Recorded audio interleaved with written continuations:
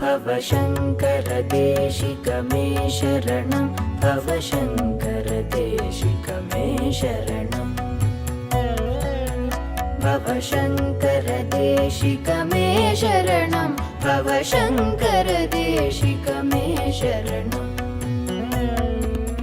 विदिताखिलशास्त्रसुधा जलधे महितोपनिषत्कथितार्थनिधे हृदये कलये विमलं शरणं भवशङ्करदेशिकमे शरणं भवशङ्करदेशिकमे शरणं भवशङ्करदेशिकमे शरणं भवशङ्करदेशिकमे शरणं भवशङ्करदेशिकमे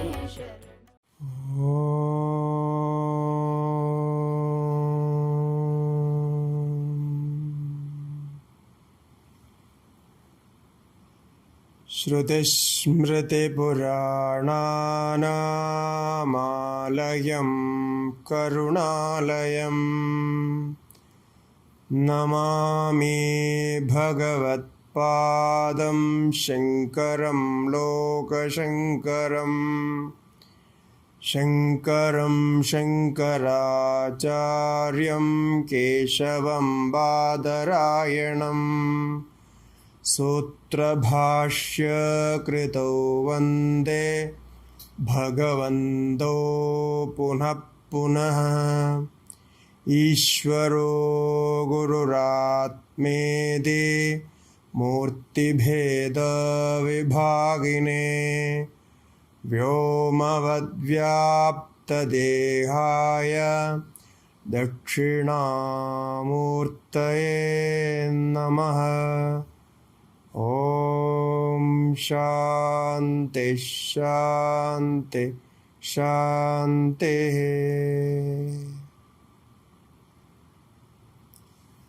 हरिः ओम। ओम नमो नारायणाय। आचार्य शंकर सांस्कृतिक एकता न्यास के द्वारा प्रचलित व्याख्यान माला में यह 36वां कुसुम है।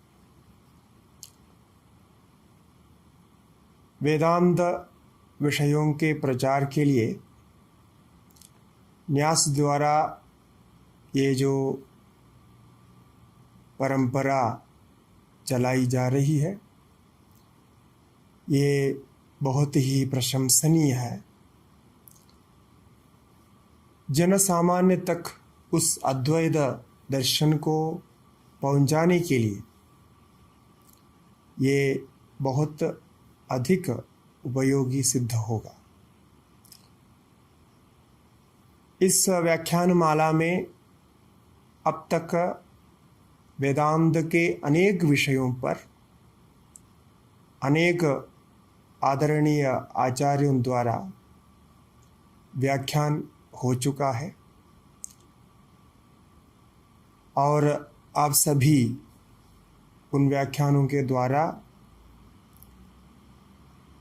उस तत्व का ज्ञान कैसे हो सके इस प्रकार उससे अनुग्रहित हुआ है।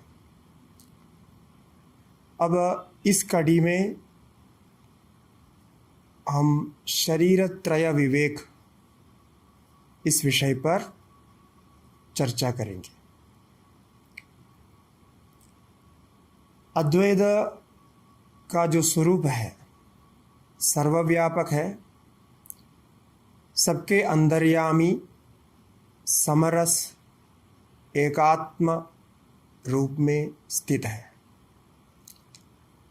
वह निर्विशेष है और सभी चराचरों का संपूर्ण प्रपंच के स्वरूप है। इसलिए उस निर्विशेष तत्व को यथावत जानने के लिए वेद के सार वेदांत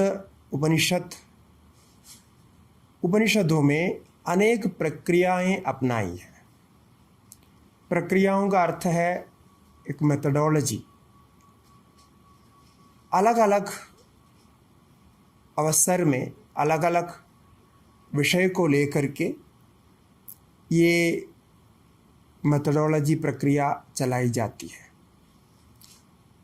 इनमें कार्य कारण प्रक्रिया जो जगत और परमात्मा के संबंध के विषय में हमें बता देता है।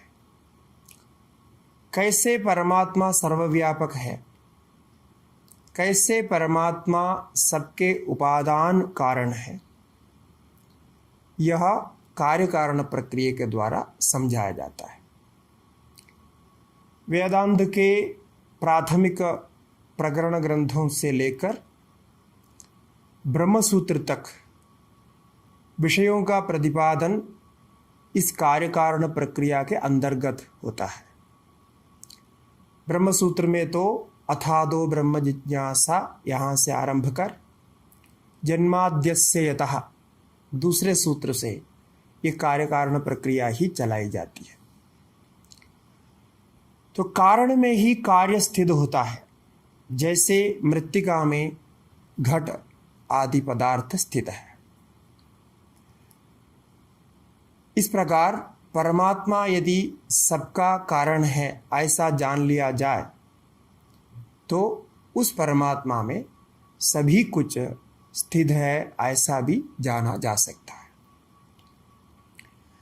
इसी प्रकार दूसरी प्रक्रिया है अवस्थात्रय प्रक्रिया। जीव की जो अवस्थाएं हैं, जागृत, स्वप्न, सुषुप्ति, इन अवस्थाओं के ज्ञान, इसमें क्या क्या क्रियाएं होती है, इस विषय में इस प्रक्रिया के द्वारा प्रतिपादित किया गया है। इस प्रक्रिया से जीव का अकर्तृत्व, अभोक्तृत्व आदि बोध होगा और जीव स्वयं निर्विशेष है ऐसा ज्ञान होगा। इसी के अंतर्गत एक व्यापक प्रक्रिया है जिसको हम अध्यारोप अपवाद प्रक्रिया कहते हैं। कहा जाए तो बाकी सभी प्रक्रियाएं ये अध्यारोप अपवाद प्रक्रिया के अंतर्गत आता है। ये अपने आप में एक विलक्षण प्रक्रिया है।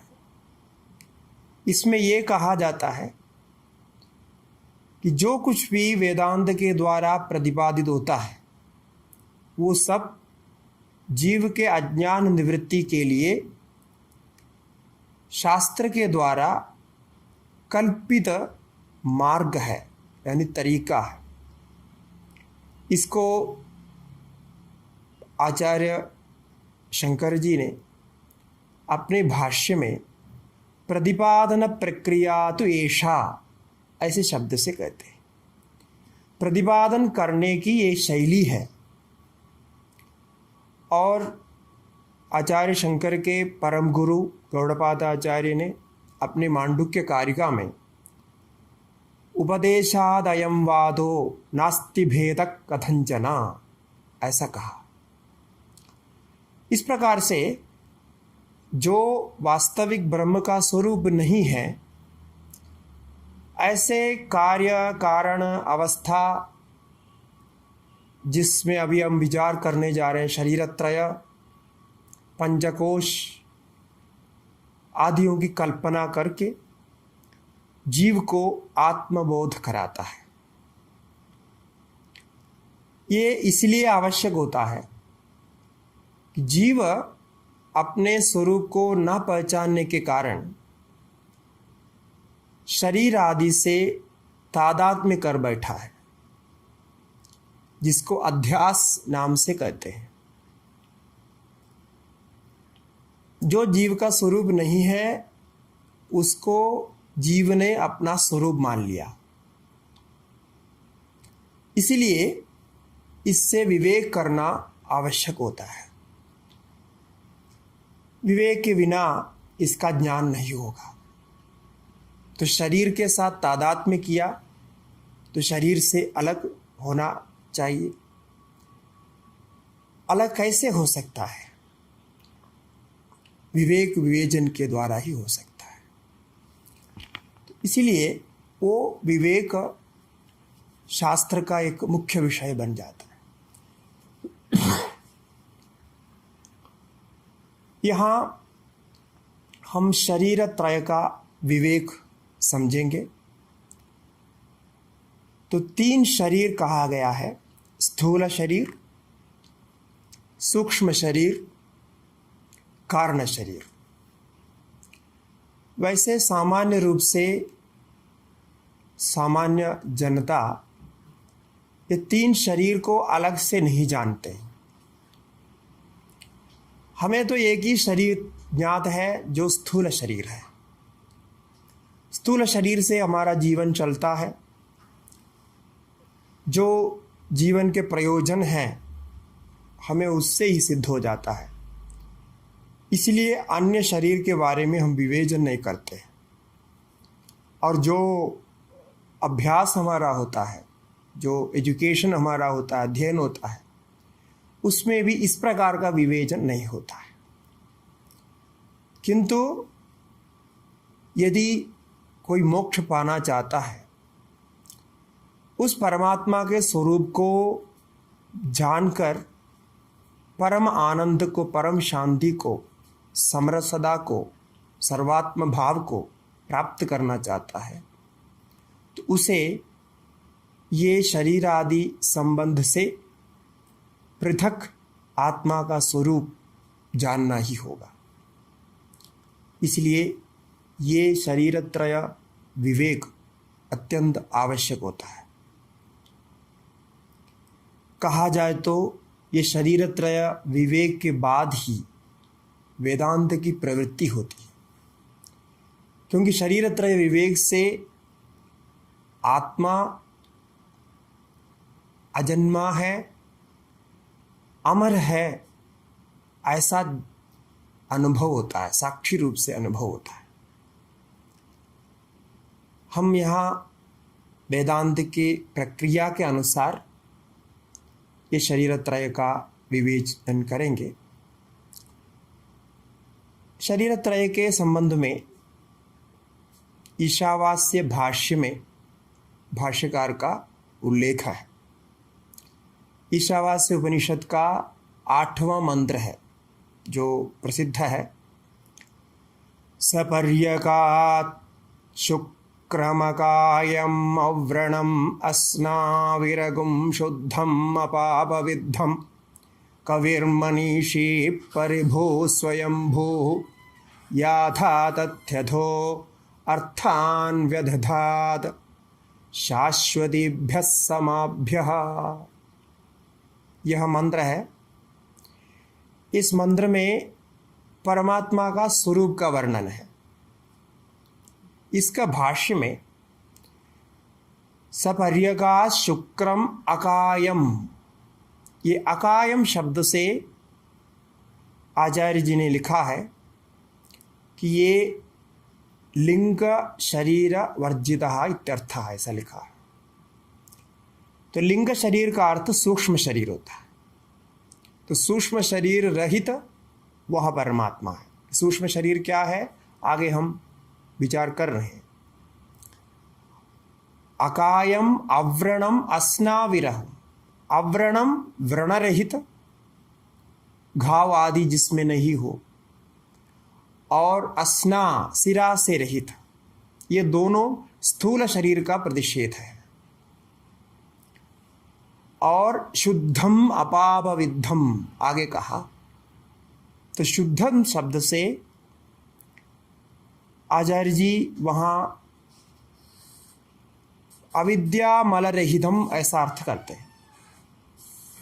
अविद्या रूप मल दोष जहाँ नहीं है, इसके द्वारा कारण शरीर प्रतिषेधः ऐसा शब्द प्रयोग किया। इससे ज्ञात हुआ कि ईशावास्य के 8वें मंत्र में शब्दों के द्वारा तीनों शरीर से रहित परमात्मा वहाँ सूजित हुआ। अब कारण शरीर भी नहीं, जिसमें सूक्ष्म शरीर भी नहीं, स्थूल शरीर भी नहीं, किंतु इन तीनों को शरीर क्यों कहा जाता है? शरीर कहने का क्या तात्पर्य है? शरीर का ये निरूपित अर्थ है, श्र हिंसायाम धातु है, उस धातु में ईरण करके एक प्रत्यय है, जो उणादि प्रत्यय जिसको कहा जाता है व्याकरण में, वो लगने से उसका अर्थ होता है शीर्यते नश्यति इति शरीरम। जो नाशवान है, परिवर्तनशील है, उसको शरीर कहा जाता है। स्थूल शरीर के विषय में हमें सम्यक ज्ञात ही है कि ये नष्ट होता है, और सूक्ष्म शरीर जो मनादि युक्त है वो भी नष्ट होता है, और कारण शरीर जो अविद्यात्मक है वो भी नष्ट होता है। तो ये नश्यति इस अर्थ में शरीर कहा गया, शीर्यते नश्यति इति शरीरम। ऐसा तीन शरीर, शरीरत्रय कहा जाएगा। और उसका विवेक, विवेक का अर्थ होता है विवेचन, पृथक पृथक करना। अर्थात इस स्थिति में ये तीनों शरीर एक साथ बना हुआ है, इसको पृथक चिंतन करना चाहिए। ये शरीर पृथकत्व का चिंतन एक साधन है, और ये चिंतन के द्वारा ही साध्य होता है। इसमें स्थूल शरीर बहुत प्रसिद्ध है, तो भी शास्त्रीय भाषा में स्थूल शरीर को पंचीकृत पंचमहाभूतैः कृतम ऐसा कहते हैं। पंजीकरण प्रक्रिया होने के बाद जो पंचभूत तैयार होता है, उन पंचभूतों का ये कार्य है। पंजीकरण प्रक्रिया का सामान्य रूप यही है कि सूक्ष्म रूप में, तन्मात्रा रूप में 5 भूत है, आकाश, वायु, अग्नि, जल, पृथ्वी। इन भूतों का एक एक भूत का पहले 2 विभाग, और 2 विभाग में एक भाग को 4 विभाग करके चारों भूतों में मिलाया जाता है। इस प्रक्रिया को पंजीकरण कहा जाता है। ये भी एक प्रक्रिया है। इस प्रकार से वास्तविक में कार्य रूप से वहाँ टुकड़ा करना या मिलाना आदि नहीं है। यह हमें समझाने के लिए शास्त्र ने इस प्रक्रिया को अपनाया कि कोई एक प्रकार दिखाना पड़ेगा कि ये 5 भूत मिलके कैसे ये शरीर बना। तो इस प्रक्रिया को अपनाया जाता है, वही पंजीकरण। तो पंजीकरण होने के बाद में जो कुछ बनता है उसको हम स्थूल कहते हैं। स्थूल की परिभाषा है कि पंजीकृतत्वम स्थूलत्वम।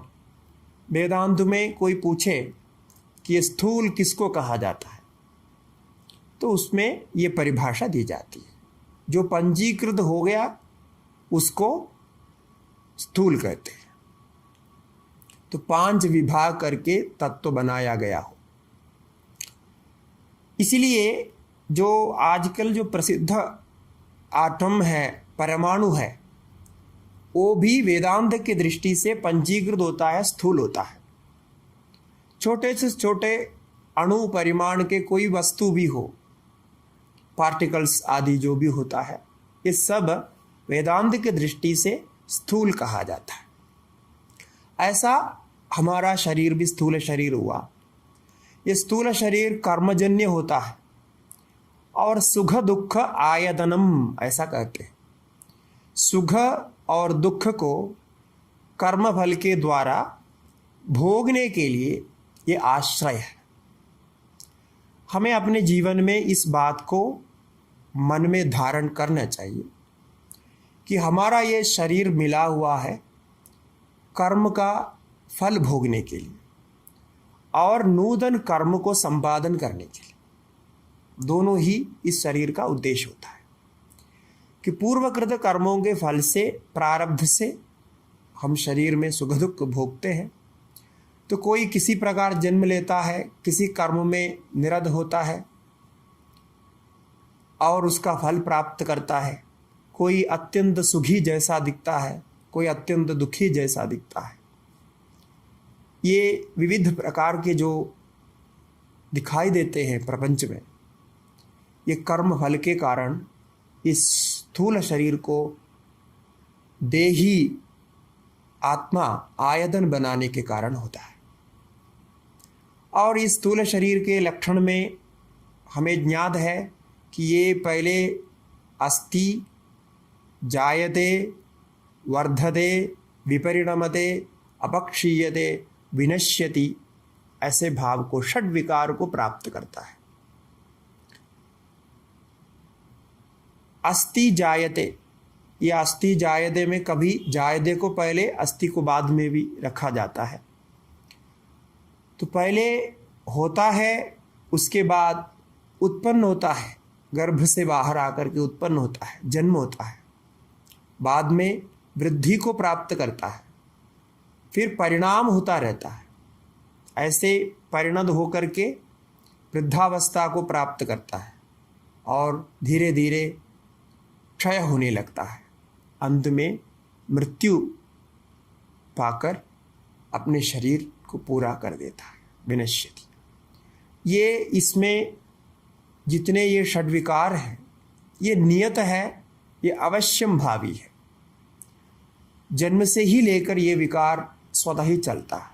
जैसा एक फल पकता है, छोटा फल तैयार होता है, धीरे धीरे वो बड़ा होता है, फिर पक जाता है, बाद में सड़ जाता है, गल जाता है, नष्ट हो जाता है।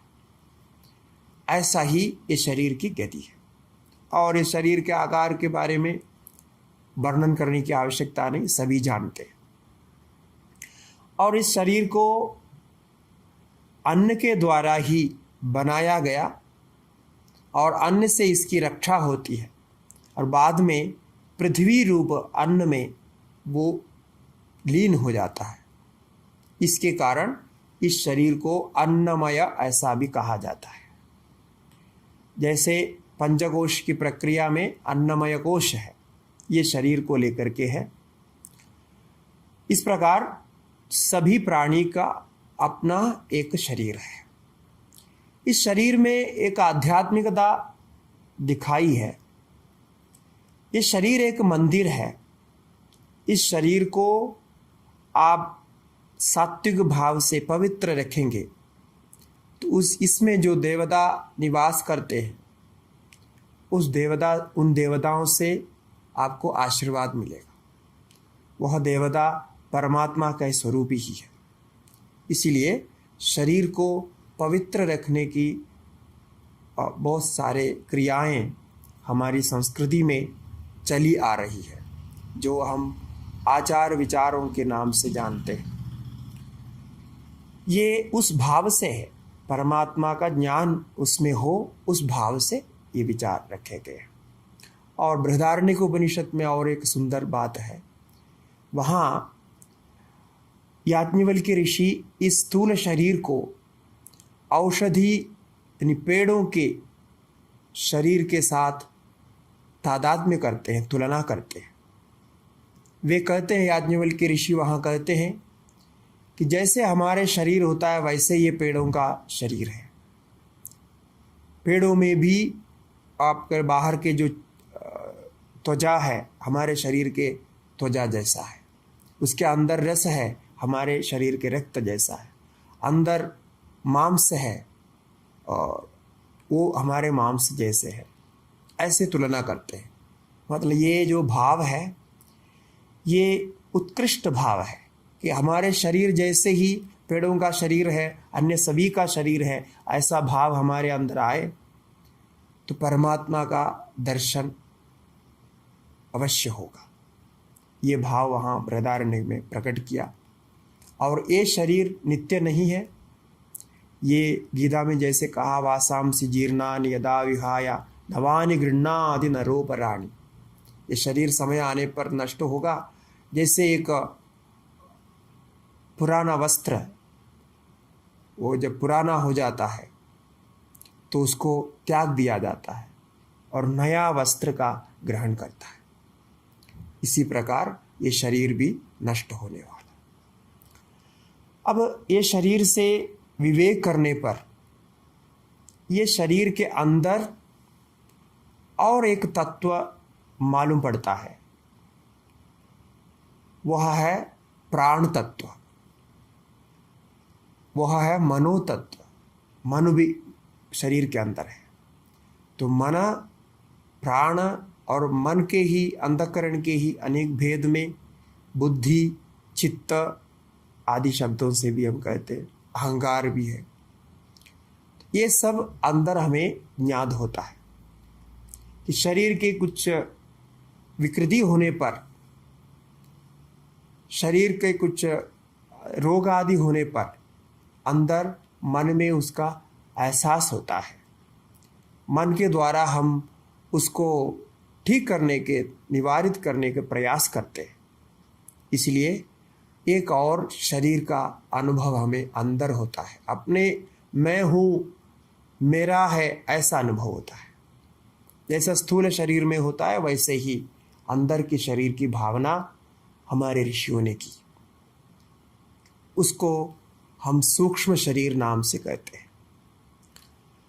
सूक्ष्म का अर्थ होता है, जैसा पहले कहा, सूक्ष्म की व्याख्या ये जाने कि अपंचीकृतत्वम सूक्ष्मत्वम, ये उसका अर्थ है वेदांत में कि सूक्ष्म किसको कहा जाना चाहिए, कि जो पंजीकृत नहीं होगा। पंजीकृत नहीं होने की स्थिति में जो पंचभूतों की स्थिति है उसको सूक्ष्म कहते हैं। अर्थात आकाश आदि भूत अपने अपने स्वरूप में, अपनी अपनी मात्रा में है, उसमें दूसरे भूत की मात्रा नहीं मिलाई गई है। जैसा पहले बताया गया उस प्रकार ऐसे सूक्ष्म शरीर है। ये सूक्ष्म शरीर 17 तत्वों से बने हुए, उसमें 5 ज्ञानेंद्रिय, 5 कर्मेंद्रिय, 5 प्राण, मन और बुद्धि, ये 17 तत्व हो जाते हैं। ये सूक्ष्म शरीर का नाम कभी कभी लिंग शरीर ऐसा भी कहते हैं। हमने जैसा अभी बताया था, ईशावास्य उपनिषद में अकायम शब्द से भाष्यकार ने लिंग शरीर प्रतिषेधः ऐसा कहा। तो लिंग शरीर का अर्थ सूक्ष्म शरीर ही वहाँ लिया जाता है। किंतु कहीं कहीं ये लिंग शरीर और सूक्ष्म शरीर में थोड़ा भेद भी करते हैं। तो लिंग शरीर स्वतंत्र होता है, ये एक शरीर से दूसरे शरीर में यात्रा करते हैं। वास्तव में मृत्यु के समय में मृत्यु क्या है ऐसे यदि पूछा जाए तो उसका उत्तर, साक्षात उत्तर ये है कि स्थूल शरीर और सूक्ष्म शरीर का विच्छेद, स्थूल शरीर से सूक्ष्म शरीर अलग हो जाना, स्थूल शरीर और सूक्ष्म शरीर के बीच का बंधन का कारण प्राण होता है। प्राण ही दोनों को मिला करके रखा है। जब स्थूल शरीर में प्राण चलने योग्य नहीं रहता है, ऐसी क्रिया नहीं हो पाती है, कुछ क्षति हो जाता है, तो कुछ क्षति होने के बाद उस स्थूल शरीर को फिर काम में नहीं लिया जा सकता। उस स्थिति में वो सूक्ष्म शरीर स्थूल शरीर को त्यागते हैं, तो उसी को मृत्यु कहा जाता है। क्योंकि छांदोग्य उपनिषद में इसको ऐसा कहा, जीवापेदं वाव किल इदं म्रियते न जीवो म्रियते, जीव व्यतिरिक्तानि तत्वानि जीव उपकरणानि। ये जीव से अलग जितनी भी है इसकी मृत्यु होती है, ये नष्ट होता है, कभी जीव नष्ट नहीं होते। जीव ये लिंग शरीर के साथ जन्म जन्मांतर को प्राप्त करता रहता और इस सूक्ष्म शरीर का अनुभव हमें कैसे हो। यदि ऐसा कहा जाए कि जागृत अवस्था में हम स्थूल शरीर से कार्य करते हैं और स्वप्न अवस्था में हम सूक्ष्म शरीर से कार्य करते हैं, तो स्वप्न अवस्था में जो कुछ दिखाई देता है वो सब स्थूल शरीर से भिन्न सूक्ष्म शरीर के द्वारा दिखाई देता है। सूक्ष्म शरीर में सब अनुभव वैसा ही होता है जैसा स्थूल शरीर में होता है। सूक्ष्म शरीर का मुख्य अवयव मन कह सकते हैं, इसलिए मन के द्वारा जो जाना जाता है उसको ही सूक्ष्म कहा जाता है। इसलिए स्वप्न अवस्था में जो हम सुख दुख का अनुभव करते हैं वो सूक्ष्म शरीर के द्वारा करते हैं। हमारा यह स्थूल शरीर पलंग में सोया हुआ होता है, वो तो विश्राम कर रहा है, और सूक्ष्म शरीर अन्यत्र अन्यत्र विचरण करते हुए उन भोगों का, उन सुखों का, दुखों का अनुभव कर रहा है। ये इसमें मुख्य जो मन है, मन की कुछ विशेषताएं हैं। मन स्थूल शरीर से भी संबंध रखता है और सूक्ष्म शरीर तो है ही, और पूर्व कर्मों से भी संबंध रखता है, क्योंकि हम जब जन्म लेते हैं तो हमारे साथ तम विद्या कर्मणि समन्वय भेदे पूर्व प्रज्ञा च, ये सब आ जाता है। विद्या कर्मणि समन्वय भेदे, पूर्वकृत कर्म और कर्म फल हमारे साथ में ही आते हैं, उसके अनुसार हम जन्म लेते हैं। इसीलिए जन्म किसी भी कुल में हो, उसका जैसा मन रहता है वैसा कार्य होता है। ये तो हमें व्यवहार में ज्ञात है कि कभी कभी उच्च कुल में जन्म लेने के बाद भी निकृष्ट नीच कर्म करने लगते हैं। कभी ऐसे घर में, सामान्य घर में जन्म लेकर के भी उच्च कोटि के विचार रख करके उस प्रकार के कर्म करने लगते हैं। ये कैसा होता है? मन के द्वारा, कर्म के द्वारा ऐसा होता है। और ये मन हमारे जीवन के आचार विचारों से भी जुड़ा हुआ है। छांदोग्य उपनिषद में मन, अन्न से मन पुष्ट होता है, इस बात को प्रतिपादित किया है कि अन्नमशितं त्रेधा विधीयते तस्य यस्थविष्ठो धातुः तत्पुरीशं भवति यो मध्यम तन्मांसम, ऐसा कहा। हम जो अन्न भक्षण करते हैं उस अन्न का जो स्थूलतम अंश है वह मल बन जाता है, वो विसर्जित हो जाता है, और उसका जो मध्यम रस है वह मांस बन जाता है शरीर में, शरीर को पुष्ट करता है। और उसी अन्न का जो सूक्ष्म अंश है, देखिए ये खाता हुआ जो अन्न है उसी का ही सूक्ष्म अंश मन बन जाता है। इसलिए कहते हैं जैसा अन्न वैसा मन। तो इसका ये संबंध है। तो ये भाव, हम जैसे जिस भाव से अन्न का भक्षण करेंगे ऐसे ही हमारे सूक्ष्म शरीर की वृद्धि होती है। सूक्ष्म शरीर भावात्मक है, इसलिए उसकी वृद्धि, उसका रक्षण हम भाव से ही कर सकते हैं। अन्न भक्षण करते समय यदि अच्छे भाव से, भगवत भाव से, हम सर्वत्र ब्रह्म दर्शन करने के भाव से अन्न भक्षण करेंगे, वो वैश्वानर विद्या हो जाती है। विराट पुरुष का दर्शन उसी से हो जाता है। और उससे हमारे सूक्ष्म शरीर वृद्धि को प्राप्त करता है, पुष्ट होता है और उसका जो चलन है, क्रियाएं बहुत स्वाभाविक हो जाता है और अत्यंत फलदायी होता है। यही साधन का मुख्य अंश है। हम सूक्ष्म शरीर को स्वस्थ करने के लिए, शुद्ध करने के लिए साधन करते हैं। उसके लिए सहायक के रूप में स्थूल शरीर भी लेते हैं, किंतु साधन सारे ये सूक्ष्म शरीर में चलता है। अब ये सूक्ष्म शरीर भी आत्मा नहीं है। इसका कारण हम बताएंगे। ये हम शरीर के अंदर क्या होता है इतना जाने कि ये स्थूल शरीर के अंदर इस प्रकार की भी एक क्रिया होती है, वो सूक्ष्म शरीर है। और सूक्ष्म शरीर जैसा हमने कहा ज्ञानेंद्रिय, कर्मेंद्रिय, प्राण आदि से बने हुए हैं। शास्त्रों में ये ज्ञानेंद्रिय, कर्मेंद्रिय, प्राण आदि के देवताओं का भी संकल्प किया है। देवताओं की भी भावना है उसमें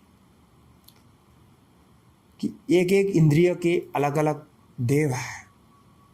तो उन देवताओं को भी हम नमस्कार करते हैं, याद करते हैं, प्रणाम करते हैं, ताकि उनका अनुग्रह हमारे ऊपर हमेशा रहे और हमारे सूक्ष्म शरीर पुष्ट हो।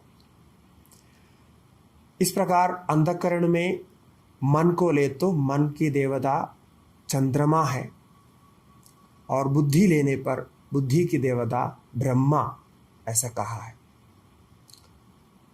चित्त की भी, अहंकार की भी देवता है। चित्त की देवता विष्णु है तो अहंकार की देवता रुद्र देवता है। पंच ज्ञानेंद्रियों में श्रोत्रेंद्रिय की देवता दिग्देवता, त्वक की देवता वायु, नेत्र की देवता सूर्य, जिह्वा की देवता वरुण और घ्राण की देवता अश्विनी कुमार कहे गए।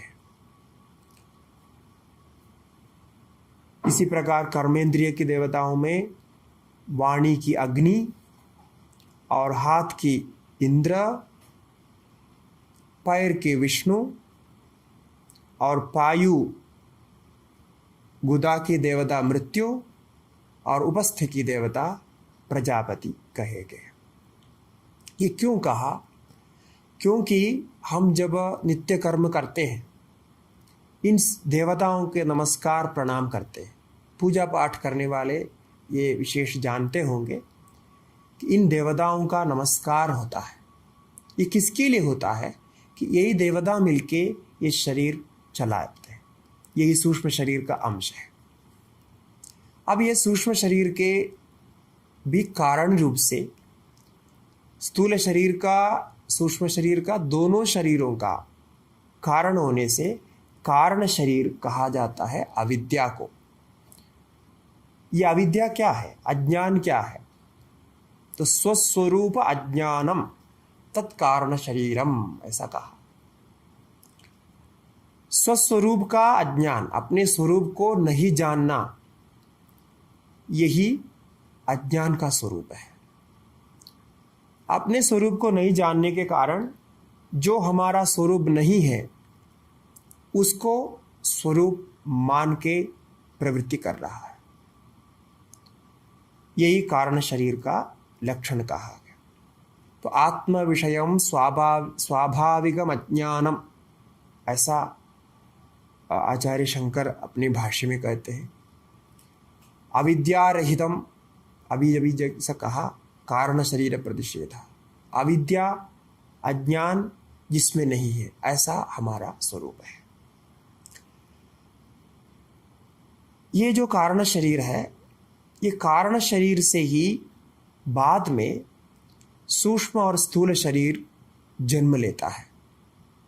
क्योंकि ये कारण शरीर में अविद्या है और पूर्वकृत कर्मों का जो सूक्ष्म संचित पुंज है, वो हमारे शरीर कारण शरीर ही है, जिसको संचित कर्म कहा जाता है।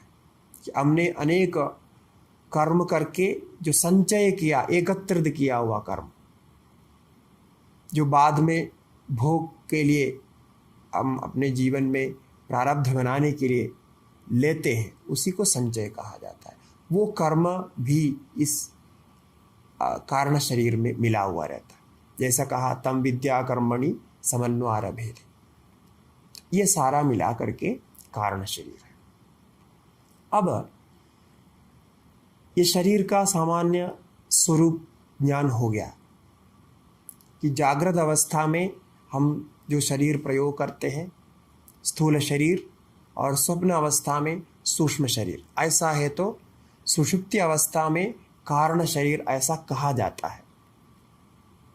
जब गाढ़ निद्रा में हम जाते हैं वहाँ स्थूल शरीर का भी बोध नहीं, सूक्ष्म शरीर यानी मन आदि का भी बोध नहीं, तो उस स्थिति में हम कारण शरीर अविद्या में स्थित रहते हैं। किंतु ये शरीर का और अवस्थाओं का इस प्रकार का संबंध केवल जानने के लिए होता है कि वास्तविक ये दोनों एक है ऐसा नहीं कह सकते। कि कारण शरीर अविद्या है, ये अविद्या तीनों अवस्थाओं में है, जागृत में भी है, स्वप्न में भी है, ये कारण शरीर रहता है क्योंकि कारण है वो सबका। अब स्थूल शरीर आत्मा नहीं है, इसका ये हेतु है कि स्थूल शरीर की वृद्धि आदि होते हैं, जैसे अस्ति जायते वर्धते इत्यादि अवस्थाओं को प्राप्त करते हुए भी हम स्थूल शरीर से अभिमान तो करते हैं, किंतु स्थूल शरीर ही मैं हूँ ऐसा नहीं होता है। कारण यह है कि जिसमें जहाँ भी मैं और मेरा ये जो संबंध होता है, मेरा करके जो संबंध होता है वो मैं से यानी अपने स्वरूप से आत्मा से अलग होता है। मेरा या ममा ऐसा जो प्रयोग होता है वो स्वयं से अलग होता है। जैसा हम अपने घर को मेरा घर कहते हैं, अपने वाहन को मेरा वाहन कहते हैं, तो उसमें मेरा लगता है। जो भी वस्तु हम प्रयोग करते हैं सब में मेरा लगता है। तो शंकराचार्य जी की प्रकरण ग्रंथ है, उसमें स्पष्ट रूप से कहा गया, तत्वबोध नाम के जो ग्रंथ है उसमें, जहाँ मेरा लगता है उसको अपना स्वरूप नहीं जानना चाहिए, क्योंकि हम अपना स्वरूप उसको मानते नहीं। तो ये वेदांत का एक ध्यान का विषय है कि अब मेरा जहाँ लगता है वो अपने स्वरूप से अलग हो गया, मैं अलग हूँ। अब शरीर को तो मैं ऐसा प्रयोग हम करते हैं, किंतु अब सिर में हूँ, पैर में हूँ, हाथ में हूँ, छाती में हूँ, ऐसा प्रयोग हम नहीं कर सकते, ऐसा हम सोच भी नहीं सकते। तो इसका अर्थ है कि शरीर वास्तव में मैं नहीं, वो मेरा है। इसीलिए इस स्थूल शरीर को छोड़ करके आत्मा को जब विश्राम करना होता है वो स्वप्न अवस्था में चले जाता है। जब स्वप्न में जाते हैं वहाँ जो शरीर होता है वो शरीर स्थूल शरीर नहीं होते हैं। स्थूल शरीर पलंग पर सो रहा है और स्वप्न के जो शरीर है वहाँ विचरण कर रहा है। इससे ये स्पष्ट है कि स्थूल शरीर हमारा स्वरूप नहीं है, मैं उससे भिन्न हूँ। इसी प्रकार अब स्वप्न में जाते हैं, स्वप्न में अलग प्रपंच का सृजन करते हैं। न तत्र रथा न रथयोगा न पंथा न अधरथान रथयोगान पथसृजते, ऐसे बृहदारण्यक उपनिषद में श्रुति है। वहाँ कुछ भी नहीं होते हैं, सबका सृजन हम करते हैं, अपने मन से करते हैं। मन से करते हैं, मन से ही भोगते हैं, मन ही वहाँ करता है, मन ही वहाँ भोक्ता जैसा दिखता है। किंतु वहाँ भी मैं और मेरा ये जो भेद है वहाँ भी रह जाता है। हम मन को मेरा मन समझते हैं, कभी मैं मन हूँ ऐसा नहीं कहता। इसको ध्यान रखिए, आत्मा का विवेचन में ये बहुत उपयोगी है। मैं बुद्धि हूं ऐसा कोई नहीं कहता। सबको अपनी बुद्धिमत्ता का अभिमान होता है। मैं बड़ा बुद्धिमान हूं, बड़ा पंडित हूं, बड़ा जानकार हूं, ऐसा अभिमान होता है। किंतु कोई पूछा कि तुम बुद्धि हो क्या, तो कहता है नहीं, मैं बुद्धि नहीं हूं, मेरी बुद्धि। मैं उसको जानता हूं। कभी कहते हैं मेरी बुद्धि ठीक नहीं, आज मेरा मन ठीक नहीं, इसलिए आप जानते हैं उस मन को, मन कैसा काम करता है आप जानते हैं। जैसा आप बाहर के विषयों को उन विषयों से अलग होता हुआ जानते हैं, इसी प्रकार ये विवेचन करिए कि आप मन के विषयों को भी जानते हैं, मन के विषयों के भी साक्षी है। इसलिए अवश्य ही आप मन से भिन्न हैं। आप बाहर वृक्ष को देखते हैं, जानते हैं, तो वृक्ष मैं हूं ऐसा नहीं कहता, और वृक्ष आपसे भिन्न है ये आप जानते हैं। कितने भी आपके प्रिय से प्रिय हो तो भी आप उस वस्तु को, उस व्यक्ति को अपना स्वरूप तो नहीं समझते। ऐसे ही मन आपके लिए बहुत प्रिय है, मन बहुत कार्य करता है आपके लिए, फिर भी आप मन नहीं हो। और आपका ये प्रयास भी रहता है कि मन को मैं ठीक करूं, मेरे मन स्वस्थ काम करे, ये प्रयास भी रहता है। तो इसीलिए सूक्ष्म शरीर जो 17 तत्वों का बना हुआ है, ज्ञानेंद्रिय, कर्मेंद्रिय, प्राण, मन, बुद्धि तत्वों से बना हुआ ये सूक्ष्म शरीर भी वास्तविक हमारा स्वरूप नहीं। ज्ञानेंद्रिय में एक एक इंद्रिय में ऐसा कहा जा सकता। आंख, मैं आंख हूं ऐसा कोई विचार नहीं करता। मैं कान हूं ऐसा कोई विचार नहीं करता। इसलिए निश्चित रूप से ये आत्मा सूक्ष्म शरीर से भी अलग है। इसी प्रकार कारण शरीर भी आत्मा का स्वरूप नहीं हो सकता। वेदांत तो ऐसा कहता है कि अज्ञात आत्मा ही सभी प्रपंचन, सभी संसार का कारण है। आत्मा को आप नहीं जानते हैं इसलिए संसार होता है, ये तो ठीक है, किंतु इसका ये अर्थ नहीं कि कारण शरीर हमारा स्वरूप है। कारण शरीर हमारा स्वरूप नहीं है। कोई भी अज्ञान को अपना स्वरूप नहीं मानता। मैं अज्ञानी हूं ये तो कहता है, फिर तुरंत ये सोचता है कि मुझे मेरा ये अज्ञान हटाना चाहिए। मैं अज्ञान को निवारित करने के लिए प्रयत्न करता हूं।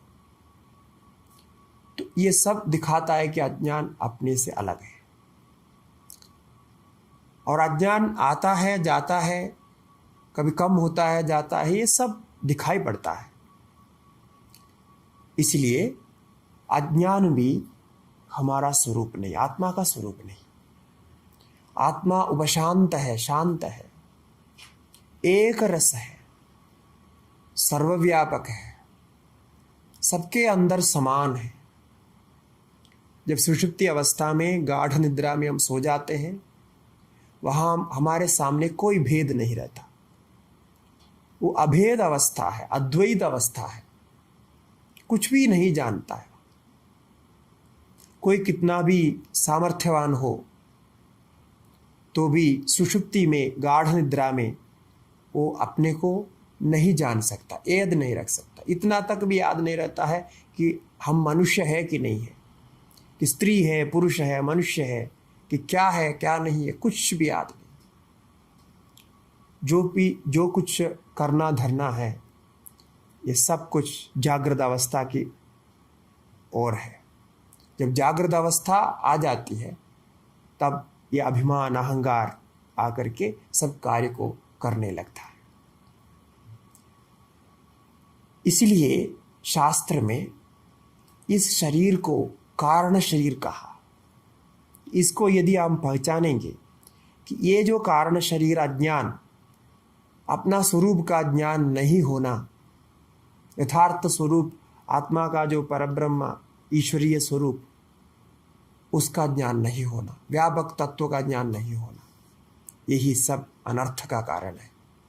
ऐसा नहीं होने से वहाँ से पहले अहंकार होता है, मैं करता हूँ, भोगता हूँ, ये अभिमान होता है। फिर जो भी करना होता है उसको करते जाते हैं। इस प्रकार शरीर त्रय से विलक्षण आत्मा को जो जानता है वही ज्ञानी होता है। शरीर त्रय से विलक्षण ब्रह्म का स्वरूप साक्षी के रूप में जानना होगा।